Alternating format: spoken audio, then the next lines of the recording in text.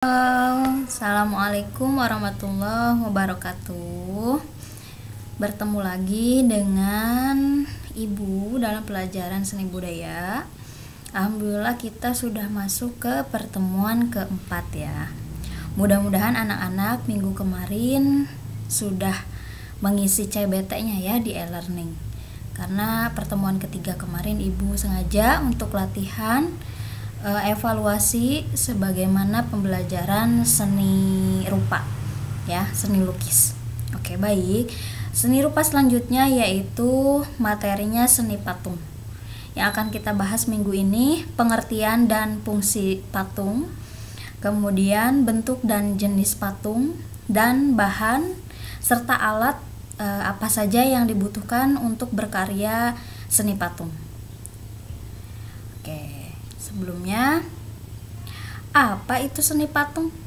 Ya, sebelum kita membahas tentang detailnya patung, maka kita akan pelajari dulu apa sih itu patung, begitu kan ya? Patung itu benda hidup atau benda tak hidup? Nah, yang pastinya dia tidak bisa bergerak ya, namun dia dibuat oleh manusia. Nah, ini ada beberapa pengertian yang diungkapkan melalui ensiklopedia, kemudian tokoh-tokoh, dan juga nanti kita sama-sama bisa ambil kesimpulan bahwasanya seni patung itu apa. Oke ya. Seni patung disebut juga dengan seni plastik ya, atau plastic art dalam bahasa Inggrisnya. Kenapa? Begitu kan ya? Kenapa bisa disebut dengan seni plastik? Sedangkan plastik itu kan lembek, dia itu tidak mudah mencair ketika dipanaskan, begitu ya. Why? Karena mudah dibentuk, ya. Karena plastik itu mudah dibentuk, mudah dijadikan apa saja, ya. Baik itu lelehannya setelah mengering dia bisa berbentuk menjadi bentuk apa saja lagi, begitu kan. Kalau plastik kan kalau untuk mengurai lama, sedangkan kalau untuk diubah menjadi beberapa bentuk dia bisa, namun ada kandungan sehingga kurang baik juga digunakan berlama-lama, gitu ya. Nah, ini beberapa pakar menjelaskan pengertian dari seni patung itu sendiri. Menurut ensiklopedia Indonesia, kalau ini semacam alamat website buku begitu ya, 1990 halaman 215, seni patung berarti seni pahat atau bentuk badan yang padat ya, yang diwujudkan 3-dimensional. Nah, ini berkaitannya dengan 3 dimensi yang ciptaannya bisa berupa gambar-gambar timbul atau relief, atau patung yang dibuat dari media kayu maupun logam ya. Lebih jelasnya lagi nih, ada menurut pendapat Mika Susanto, seni patung itu adalah sebuah karya 3 dimensi. Bedanya dari pelajaran kemarin yaitu seni lukis. Kalau seni lukis 2 dimensi, kemudian ini 3 dimensi ya, yang bentuknya dibuat dengan metode subtraktif. Apa sih itu subtraktif? Itu pengurangan bahan ya, mengurangi bahan. Jadi kalau patung itu kan ketika ada bahan, baik itu berupa tanah liat maupun gipsum, untuk dibentuk menjadi sebuah tangan, maka dia harus si tanah liatnya itu dikurangi kan bahannya. Nah, di sini namanya metode subtraktif atau memotong, atau juga bisa menatah ya. Nah, atau aditif. Nah, aditif itu membuat model lebih dulu seperti mengecor atau mencetak. Nah, ini sudah kalau Mika Susanto dia pengertiannya lebih ke teknik ya, lebih ke tekniknya. Kemudian ada lagi Sunarso dan Suroto memberikan pengertian bahwa seni patung itu adalah sebuah karya yang dalam bentuk meruang, jadi dia memiliki ruang, sehingga kalau di dalam seni rupa itu bisa dikatakan ini merupakan seni rupa terapan dan juga seni rupa 3 dimensi ya. Kenapa 3 dimensi? Karena memiliki panjang, lebar, serta memiliki ruang. Sedangkan kalau 2 dimensi kemarin gambar atau lukisan dia tidak memiliki ruang ya. Baik, oke, itu pengertian hanya sekilas saja. Sebetulnya masih banyak anak-anak bisa menstabilo di LKS ya, atau tidak dengan stabilo juga bisa kalian rangkum sendiri yang tidak punya buku, ataupun kalian ingin menandainya dengan pulpen ataupun pensil, tapi lebih jelas ya dengan stabilo, silahkan kalian tandai. Oke, kemudian lanjut.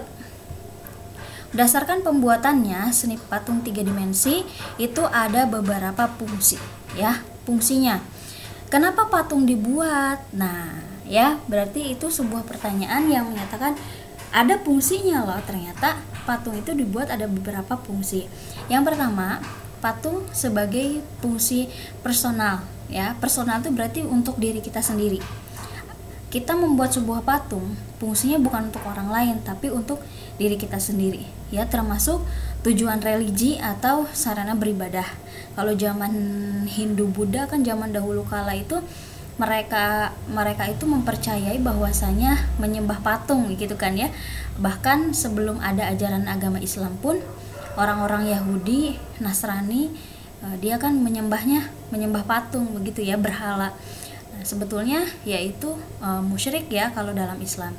Tapi kalau untuk seni sendiri, kita mempelajarinya bahwasanya patung itu sudah ada sejak lama berarti ya.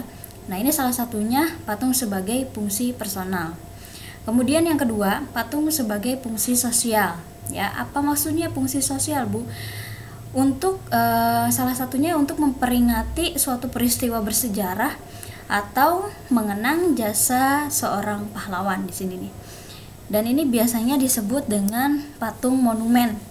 Nah, kalau di Indonesia banyak ya, jelas, karena pada saat perjuangan penjajahan di Indonesia itu banyak sekali pahlawan yang gugur dalam peperangan merebut Indonesia merdeka, sehingga dibuatkan sebuah patung-patung monumen untuk mengenang sejarah-sejarah tersebut. Ya, nanti kita lihat patung-patungnya. Yang ketiga, patung bernilai estetika. Nah, ini biasanya yang diperjualbelikan ya. Patung bernilai estetika, yaitu bisa dinikmati keindahannya. Yang sebagaimana sebagai hiasan taman contohnya, atau dekorasi dalam ruangan atau sebuah gedung. Ya, biasanya kan kalau gedungnya indah, misalkan hotel, dia itu biasanya kan suka ada patung selamat datangnya, misalkan angsa atau apa saja. Nah, itu merupakan salah satu patung bernilai estetika. Contohnya bagaimana, Bu? Langsung saja kita lihat gambarnya. Di sini kebetulan Ibu punya gambarnya ya. Ini fungsi personal, yang mana fungsi personal ini contohnya patung Buddha ini ya.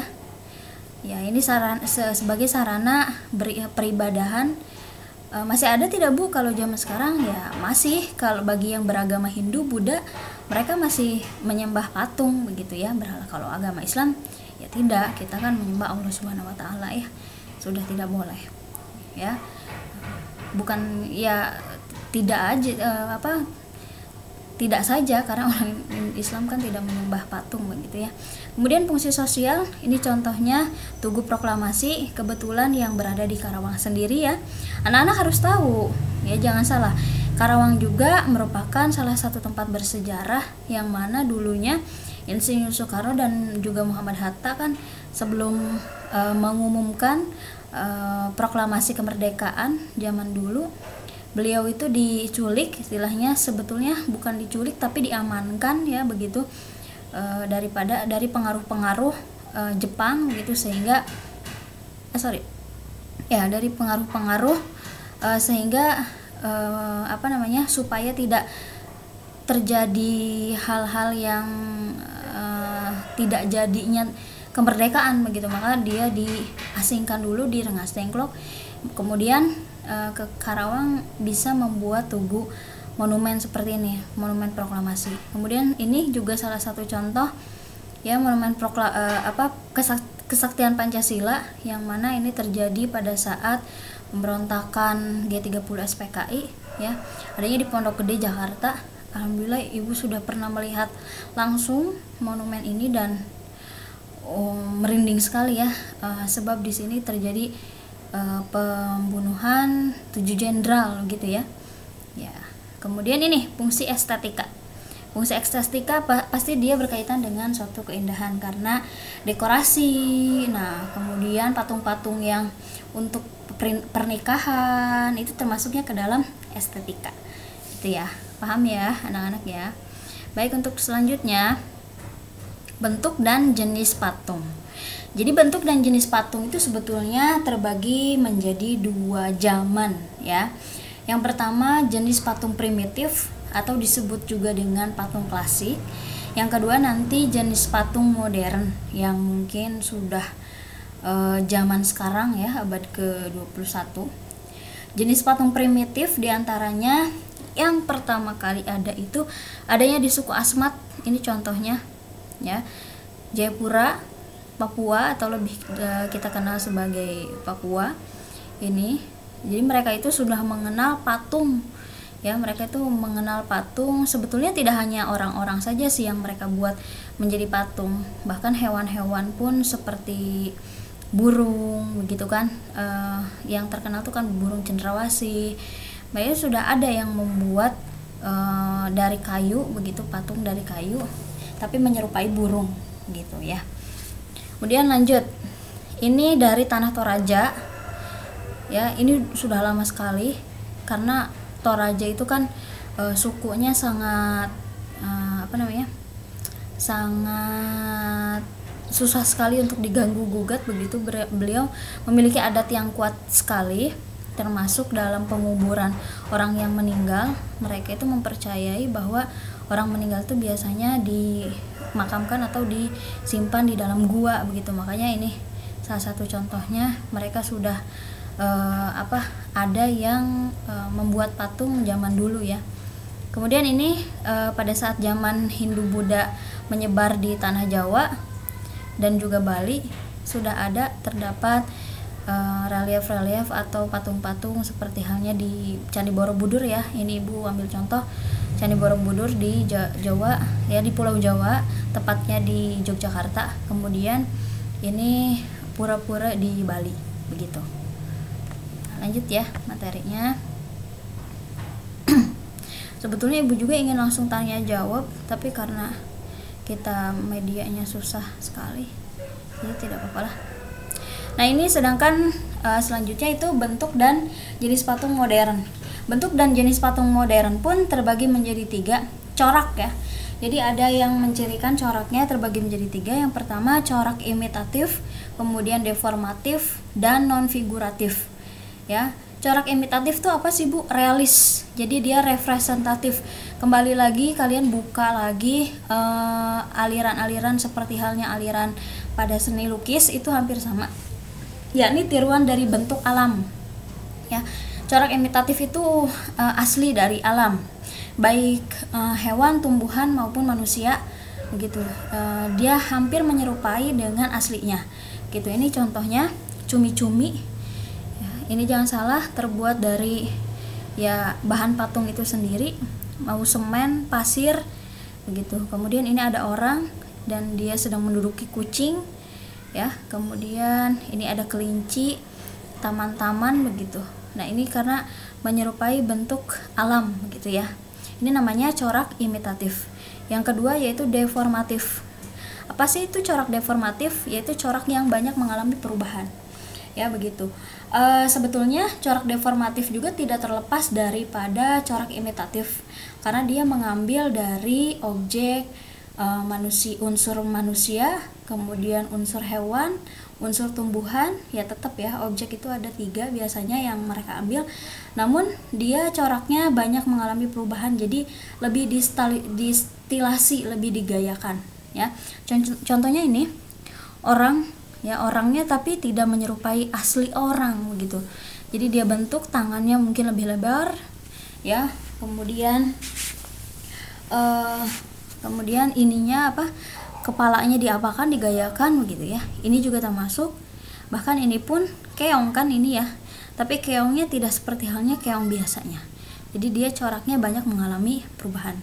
Sedangkan terakhir corak non figuratif atau disebut juga dengan abstrak. Ternyata tidak hanya lukisan saja yang bisa abstrak, namun seni patung pun bisa abstrak. Ya, karena seni itu banyak macamnya dan banyak rupanya gitu ya. Ini sebetulnya kan orang yang sedang berdua begitu ya, sedang dansa, tapi kepalanya tidak menyerupai orang begitu ya. Bisa dia buat huruf ataupun itu seperti halnya piala, piagam begitu ya, bisa saja. Nah, ini biasanya mengambil corak non figuratif atau abstrak gitu. Paham ya anak-anak ya? Oke, baik, ini jenis dan juga bentuk dari patung, seni patung. Kemudian bahan untuk berkarya seni patung. Bahan ada 3. Anak-anak harus ingat, bahan terbagi menjadi 3, bahan lunak, bahan sedang, bahan kasar. Nanti akan kita praktekkan insya Allah bahan sedang. Jadi anak-anak siap-siap saja yang ibu bilang kontrak belajar kemarin ya, yaitu sendal jepit. Itu kan sendal jepit terbuat dari karet. Karet itu lumayan sedang, tidak terlalu keras, tidak terlalu lunak gitu ya. Jadi bahan lunak itu apa saja, Bu? Lilin atau plastisin. Anak TK ya, anak TK biasanya ketika membuat sesuatu bentuk, dia belajar bentuk ya, motorik kasarnya itu kan biasanya dia bermain dengan lilin-lilinan. Dia bentuk-bentuk sendiri ya. Mau dia bentuk hewan, apakah bentuk-bentuk kubistis begitu ya. Kemudian tanah liat juga sebetulnya yang dijadikan untuk membuat patung itu ada ukurannya. Tidak terlalu kasar tanahnya, juga tidak terlalu lembek begitu, karena kalau terlalu lembek ya dia basah, susah ya gitu. Kalau untuk tanah liat sebetulnya kalau kita pertemuan tatap muka bisa ibu tugaskan biasanya anak-anak mengomentari atau mendatangi sebuah tempat kerajinan itu yang ada di Gempol ya, itu gerabah, ada gerabah yang terbuat dari tanah liat.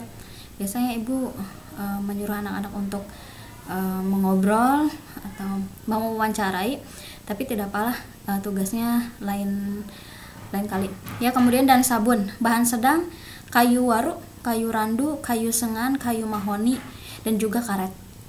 Bahan kerasnya, bahan-bahannya biasanya terbuat dari kayu-kayu tertentu dan juga batu ya.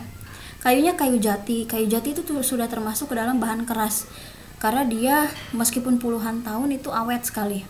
Kemudian kayu sonokeling, kayu ulin, sedangkan batunya batu padas, batu granit yang biasa dijadikan cobek, kemudian jadikan mutu begitu ya. Batu andesit, bahan lainnya semen, pasir, gipsum. Gipsum itu hampir sama dengan semen ya. Kuningan, perunggu, emas itu juga termasuk ke dalam bahan keras. Baik, itu untuk bahannya, ingat-ingat ya. Alat untuk berkarya seni patung sengaja ibu jabarkan. Bu, bagaimana sih bentuknya butsir itu seperti apa ini ya? Bentuknya seperti ini. Ini butsir itu fungsinya untuk mengurangi bahan biasanya ya, mengurangi bahan. Ketika sedang membuat patung itu biasanya dikurangi begitu dengan menggunakan ini, alatnya namanya butsir. Ini meja putarnya ya, sebagai tatakannya mejanya. Sengaja ibu cari gambarnya supaya anak-anak tidak